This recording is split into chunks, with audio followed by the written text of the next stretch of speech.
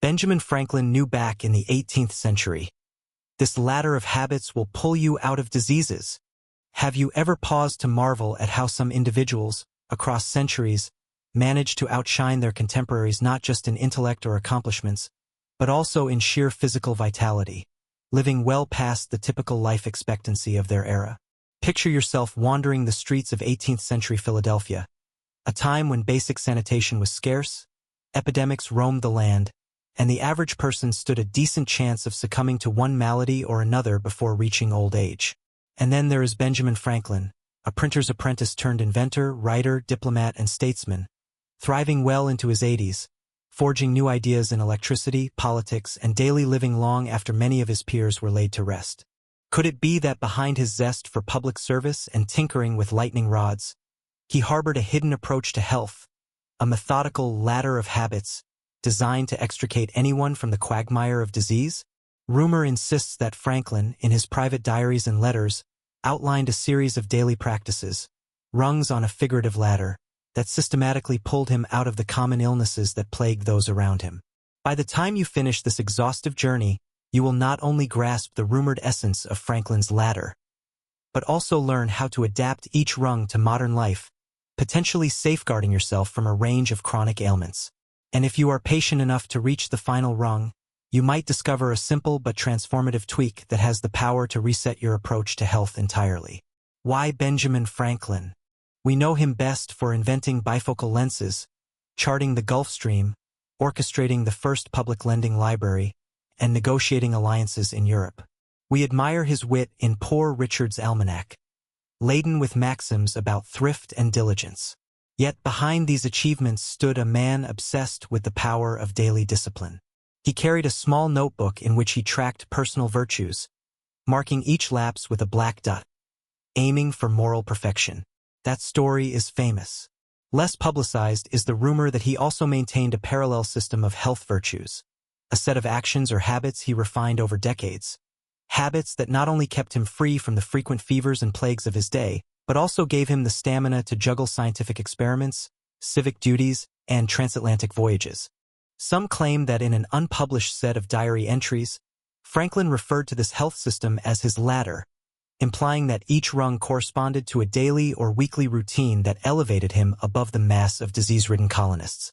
By climbing these rungs consistently, he effectively immunized himself from the unhealthy lifestyles that doomed so many. Possibly, that is the meaning behind Benjamin Franklin knew back in the 18th century. This ladder of habits will pull you out of diseases. The notion that step by step, rung by rung, he built an unassailable fortress of well-being. Of course, we lack a single text from Franklin labeling it literally as a ladder of habits. The rumor might be gleaned from his diaries or second-hand accounts from friends who marveled at his robust condition. But if we piece together references across multiple writings, we see consistent threads. An emphasis on morning routines, a methodical approach to nutrition, mild but regular physical exertion, cleanliness, mental composure, and social engagement, all fused by a sense of moral or self-improvement structure. Each thread on its own might seem trivial, but woven together, they formed a synergy that gave Franklin an extraordinary resilience. While we, in modern times, might glean partial lessons from any self-help manual, the rumor says Franklin's approach was distinctive, capturing the cunning rationalism of a scientist plus the practicality of a tradesman.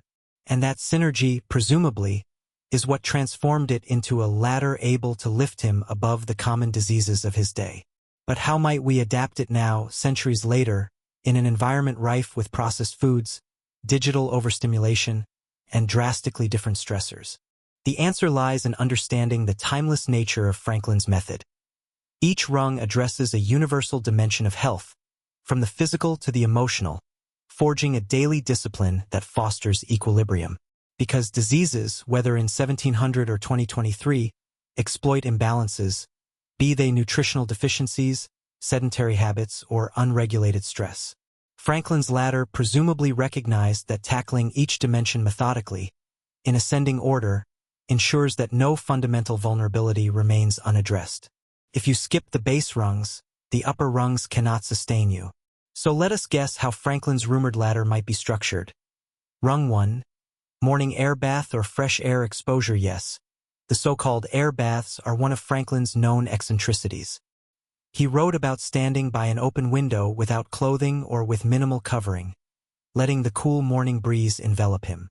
People considered it bizarre, but Franklin believed it invigorated the pores, bracing the immune system. In a broader sense, Rung 1 might be daily exposure to fresh air first thing in the morning, instead of lingering in stale, musty rooms. Translated to modern life, Rung 1 could be a brief morning walk or opening windows while you do mild stretches. The effect is to flush your body with oxygen, awaken your circulatory system, and anchor your day in a sense of vitality. Scientists now note how morning fresh air can stabilize circadian rhythms, reduce stress hormones, and prime you for daily tasks. Rung 2. Light nutritional start. Franklin championed moderate eating. Eat to live, not live to eat.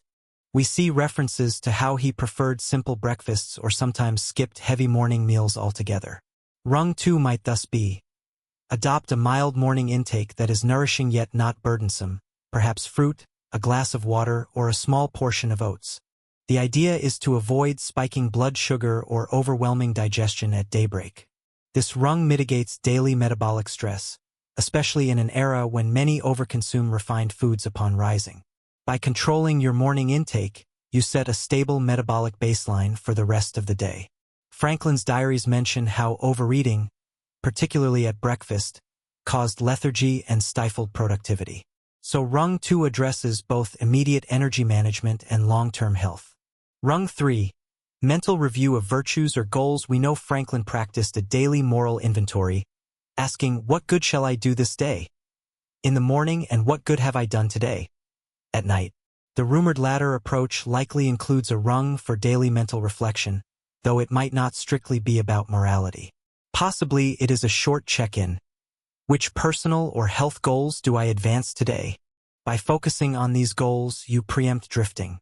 Drifting fosters inertia, which fosters stress, which fosters disease. So Rung 3 ensures mental direction. In modern parlance, this might be a short journaling session or a daily to-do list that includes one health action, like 20 minutes walk at lunch, plus 5 minutes of posture exercises. The synergy helps maintain clarity, preventing the mindless living that invites sickness. Rung 4. Daily moderate exercise. Franklin believed in consistent movement, from walking across town to swimming in rivers. Rung 4, then, might be a structured approach. Each day, do at least 30 minutes of moderate physical activity, walk, cycle, swim, or do light calisthenics if pressed for time. The key is consistent daily movement, not heroic spurts. In Franklin's day, stepping out for errands on foot sufficed. We, in a more sedentary culture, might need a deliberate routine. This rung secures cardiovascular and muscular maintenance, which is a cornerstone of disease prevention. Modern science concurs that daily movement lowers the risk of heart disease, diabetes, and certain cancers. Possibly, for Franklin, it was simply about staying robust enough to handle city life. For us, it is about outmaneuvering the health pitfalls of modern convenience. Rung 5. Afternoon calm or mindful break. Some accounts mention that Franklin, amid a busy day of print shop duties or civic tasks, would carve out a short midday pause, perhaps 15 minutes of quiet reflection or reading. If so, Rung 5 ensures a second reset, preventing the day's stress from escalating unchecked. In modern terms, that might be a quick mindfulness break, a few deep breaths at your desk, or a short walk outdoors. The synergy of Rung 5 with Rung 4, exercise plus mental calm, helps regulate cortisol and inflammation, both key drivers of chronic diseases if left elevated. By deliberately stepping away from the hustle, we recenter, letting mind and body recover. For Franklin, contending with floods of visitors or mail, such microbreaks were likely essential. For us, the principle remains: intentionally reset midday to avoid a buildup of stress that fosters disease. Rung 6. Hygiene and cleanliness. In Franklin's time, diseases spread easily due to poor sanitation. He advocated personal cleanliness, consistent bathing or washing, airing out bedding, and refusing the common filthiness that led to infections. Rung 6 might then revolve around consistent hygiene habits, from regular hand washing to ensuring a clean living environment. Today, that extends to avoiding cross-contamination in the kitchen, keeping surfaces tidy, and not letting clutter accumulate. This rung also includes mental or digital hygiene, controlling how much toxic media or negativity we ingest. For Franklin, cleanliness wasn't just physical, it was metaphorical too, not letting moral corruption take root. That synergy fosters a simpler, less disease-prone environment. Rung 7. Temperance and balanced diet. Though he wrote extensively about frugality and temperance, Franklin's rumored ladder likely included a rung focusing on dietary moderation, not just in the morning but throughout the day. For him, gluttony or excessive indulgence was a gateway to disease. Modern research backs that up. Overeating, particularly of processed or sugary foods, leads to obesity, metabolic syndrome, and the host of related conditions. So Rung 7 demands we curb mindless snacking, watch portion sizes, and keep sweets or heavy fats in check. Franklin might say, a small dessert is fine, but devouring a half-pound of sugary pastries daily is the path to ruin. Modern medicine concurs. A balanced diet with plenty of whole grains, fruits, vegetables, and lean proteins fosters lower inflammation and better disease resilience. The synergy with Rung 1, morning air bath, or Rung 4, daily exercise, is obvious. Each rung supports the others, forming a cohesive structure. Rung 8. Evening wind down and reflection. Franklin ended his evenings with, "What good have I done today?" But from a health vantage, Rung 8 might also incorporate a gentle routine, limiting heavy food near bedtime, avoiding overstimulation, and letting the mind ease into rest. Possibly he'd do a final check. Did I maintain my virtues? Did I uphold my health habits? The synergy is that restful, deliberate nights yield better sleep quality, crucial for disease prevention. Modern sleep science affirms that consistent, high-quality sleep drastically lowers risk for conditions like heart disease, obesity, and mental decline. In Franklin's era, you slept by candlelight or moonlight with less digital intrusion. Today, Rung 8 might demand we shield ourselves from screens and bright lights in that final hour to preserve melatonin cycles. Rung 9. Social and intellectual engagement. While not always listed as health practice, social bonding and mental stimulation are known to keep stress at bay and the mind sharp. Franklin thrived in clubs like the Junto, discussing philosophy, improvements for the city, and new scientific ideas. That continuous intellectual interchange might have been Rung 9 in his ladder. Never let a day pass without some social or intellectual exchange. Modern data shows that loneliness correlates with higher disease mortality, while strong social ties and ongoing learning reduce dementia risk. Franklin's example stands. By weaving community, debate, and learning into daily or weekly routines, you protect your mental well-being, which in turn boosts your immune and cardiovascular systems. So Rung 9 stands as the top rung that merges all the rest, ensuring you remain integrated with society, generating solutions to communal problems, and reaping the health benefits of connection. But did Franklin literally label them as Rung 1 through Rung 9? Probably not. The rumor is that he had a structured approach, perhaps reminiscent of his virtues chart. Each rung might be a different dimension of health he strove to maintain, fully believing that synergy would keep him from the diseases ravaging others. And indeed, he soared to 84, an exceptional age in that time, continuing to invent, negotiate, and write. The rumored ladder of habits stands as a potent metaphor for how each day we can climb from base inertia to robust well-being. If you skip a rung, for instance, ignoring daily exercise or letting your diet run wild, the structure wobbles. Over time, disease can slip through. The synergy is key. Covering each rung means forging a well-rounded defense. Now, let me embed our second question for reflection or comment.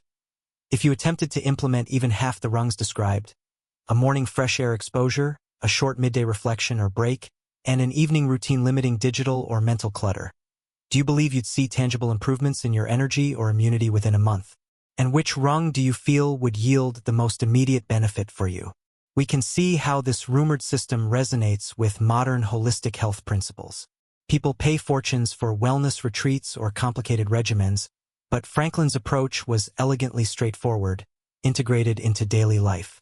No expensive supplements or machines, just consistent, rational habits anchored in an unwavering sense of personal accountability. That accountability arises from the journaling or virtue-checking method. Each night or week, you see if you adhered to the rungs. If you faltered, you adjust. Over time, that iterative improvement compiles massive benefits. That might indeed be how Franklin evaded the infections and chronic ailments that cut short so many lives. Though he was not immune to every condition, he lost a son to smallpox and he occasionally battled gout, he still overcame the typical lifespan limit of his day by a wide margin. If that's not an endorsement of his rumored ladder, what is?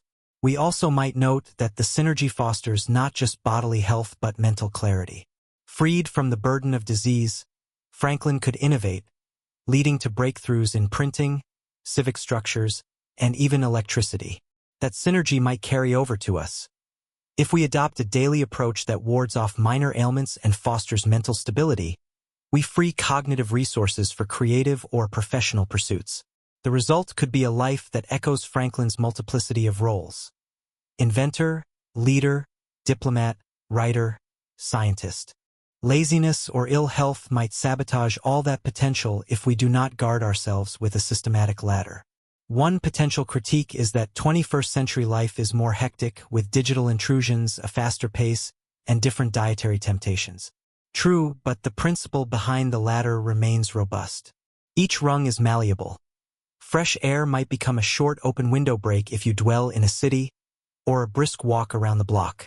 A simple diet might adapt to current nutritional knowledge, limiting processed sugars, refined carbs, or harmful trans fats. The moral or mental reflection might incorporate modern mindfulness or gratitude exercises. The synergy is timeless, even if the details shift. Franklin, if alive, would likely encourage us to harness every advantage technology offers while preserving the essence of disciplined daily habit. He might be enthralled by phone apps that track steps or sleep, harnessing them as tools to reinforce rung-based accountability. The rumor thus stands as a nudge that we can modernize Franklin's ladder without losing its heart. So the final step is to propose a straightforward adaptation of the rumored ladder, relabeled for clarity, air and light. Begin each day with exposure to fresh air or mild sunlight, even if just for a minute or two. Resist dashing into tasks. Let your body anchor in nature's calm. Mindful breakfast or light fasting. Decide if you want a small, wholesome meal or a short fast until mid-morning. The aim is metabolic steadiness, not sugar spikes. Goal reflection. Spend a minute clarifying one key personal goal for the day. Affirm it mentally or jot it down. This wards off aimlessness. Physical movement.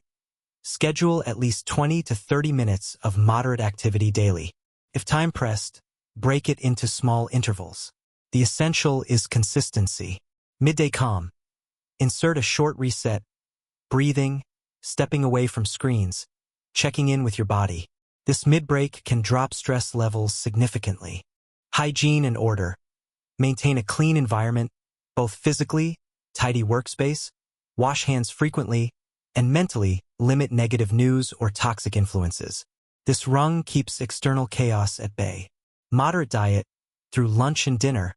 Keep portions balanced. Avoid heavy or fried items. Embrace vegetables, lean proteins, and mindful eating. This rung fights common diseases stemming from dietary excess. Evening unwind. An hour or so before bedtime, reduce screen use, bright lights, or stimulating content. If you can, reflect on the day's successes or failures, adjusting tomorrow's plan accordingly. Community and curiosity. Weekly or daily, engage with friends, clubs, or learning circles. Share insights, remain curious about the world. This rung fosters emotional well-being, a huge factor in disease prevention. These 9 steps mirror the rumored synergy. The payoff, if we trust Franklin's example, is a body less prone to infections, a mind more resilient, and a spirit open to exploration well into old age. That synergy might well pull you out of diseases, as the rumor claims. At minimum, it drastically reduces the risk of lifestyle ailments so prevalent in modern society. Because each rung addresses a different dimension: environment, nutrition, mind, community. Slacking in one area might not be catastrophic alone, but combined negligence leads to a meltdown of health. Franklin recognized that meltdown affects centuries before we had advanced medical data, inferring it from simple observation. Those who keep these daily disciplines remain strong. Those who do not suffer earlier decline. Though we cannot confirm the exact shape of Franklin's ladder, the rumor stands as a testament to how a great mind recognized the interplay of daily habits and disease. In an age of limited medical knowledge, that synergy was almost a superpower. Today, with advanced knowledge, we ironically struggle with chronic diseases that simpler daily structures might prevent. So the rumor calls us to heed Franklin's example, forging our own ladder, rung by rung.